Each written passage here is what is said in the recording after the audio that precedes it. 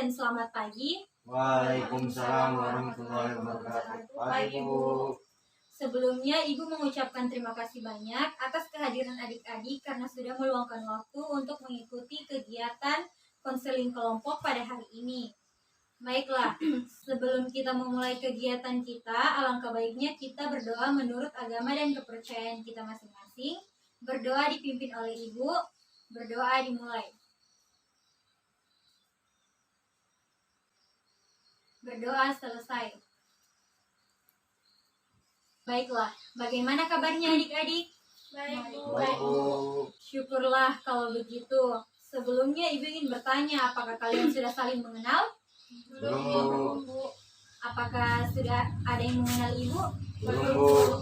Baiklah, untuk lebih akrab lagi, sebaiknya kita perkenalan terlebih dahulu. Maka dari itu, perkenalannya menyebutkan nama dan kelas masing-masing.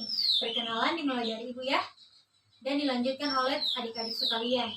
Baiklah, perkenalkan nama Ibu Dita Anggreni. Kalian bisa memanggil Ibu Dita. Alamat Ibu di Jalan Dayodara 2. Apakah ada yang ingin ditanyakan? Tidak ada, Bu. Baiklah, selanjutnya siapa yang ingin berkenalan terlebih dahulu? Saya, Bu. Ya, silakan.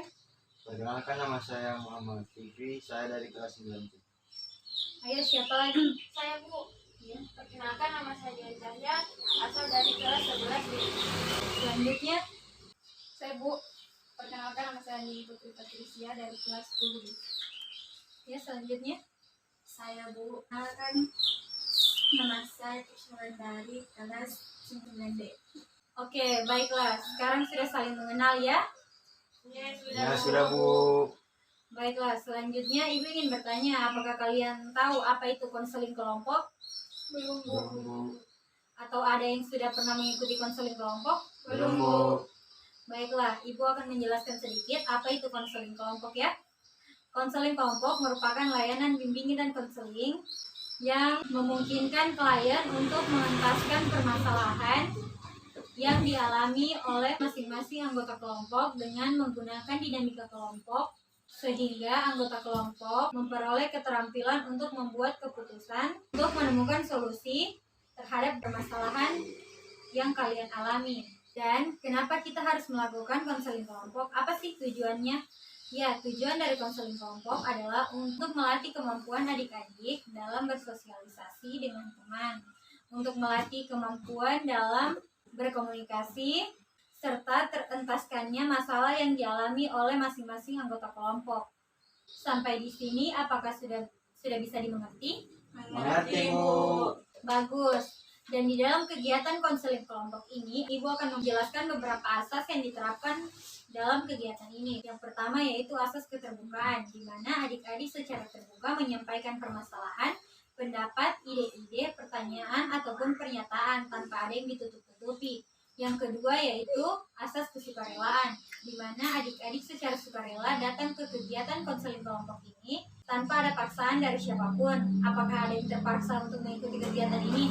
Ya, Baiklah, yang ketiga yaitu asas kenormatifan, yaitu saat kegiatan berlangsung adik-adik tidak diperbolehkan untuk membuat diskusi di dalam diskusi. Dan apabila ada teman-teman dari kalian yang ingin menyampaikan pendapat, adik-adik tidak diperbolehkan untuk memotong pembicaraan dari teman kalian. Dan apabila adik-adik ingin berpendapat, adik-adik diwajibkan untuk mengangkat tangan terlebih dahulu.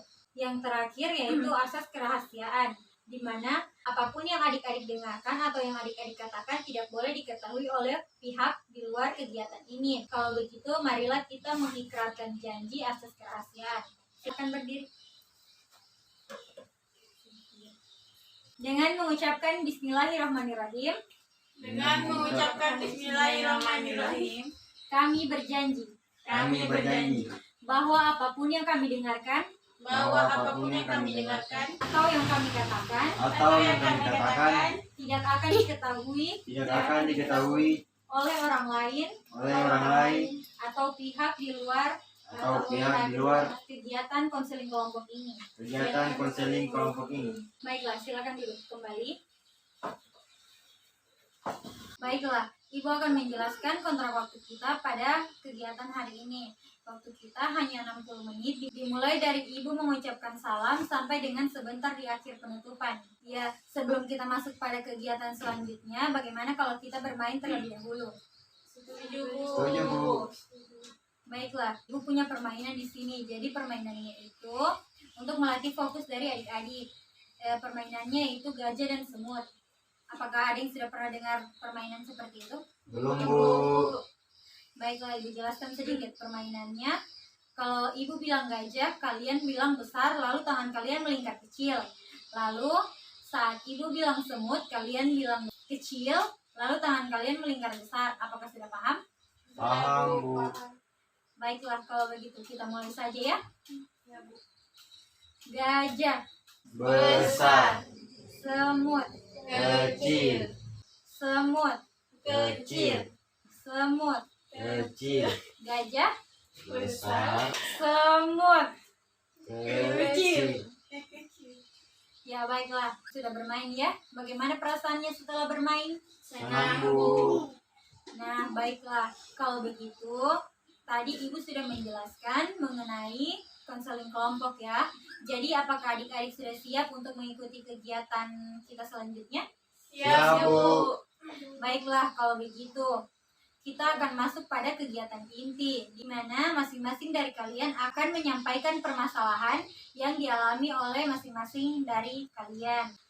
Dan nanti akan kita sepakati masalah siapa yang terlebih dahulu kita bahas. Apakah sudah bisa dimulai? Bisa, Bu. Kalau begitu, siapa yang ingin menyampaikan permasalahannya terlebih dahulu? Ayo angkat tangan. Saya, Bu. Permasalahan saya adalah saya malas dengan pembelajaran matematika. Apalagi pelajaran saat ini melalui online. Saya lebih memilih bermain game online. Oh iya, Fitri sudah menyampaikan permasalahannya mengenai ia malas belajar matematika karena proses pembelajarannya online. Iya, selanjutnya siapa lagi? Saya, Bu. Ya, saya punya masalah tentang tidak percaya diri ketika tampil di depan banyak orang dan pada saat berpresentasi di dalam kelas. Oh iya, jadi permasalahan dari dia merasa tidak percaya diri ketika tampil di depan banyak orang. Selanjutnya siapa lagi? Saya, Bu. Masalah saya tentang orang tua saya yang melarang saya untuk berpacaran. Jadi permasalahan dari Andi ini, dia dilarang pacaran oleh orang tuanya. Iya, selanjutnya Saya, Bu. Masalah saya tentang memilih jurusan, Bu. Orang tua saya selalu menentukan pilihannya terhadap saya. oh, jadi permasalahan dari Dekesha itu selalu dituntut untuk memilih jurusan yang bukan minatnya Kesha ya. Baiklah, semua sudah menyampaikan permasalahannya.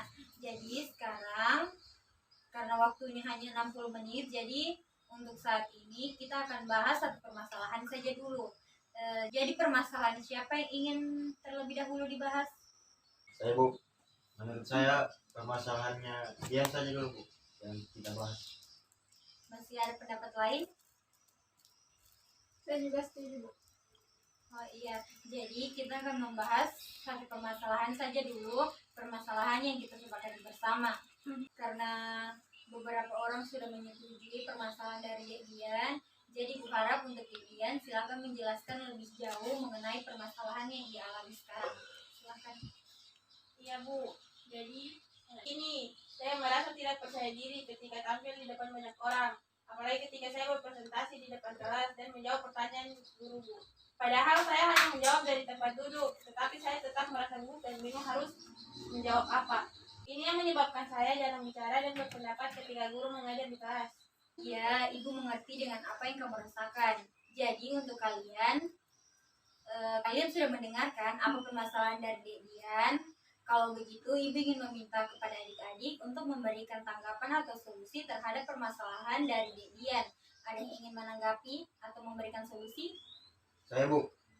Menurut saya Dian harus berdoa sebelum tampil di depan kelas dan lebih berlatih di depan cermin agar lebih percaya diri. Ya, siapa lagi?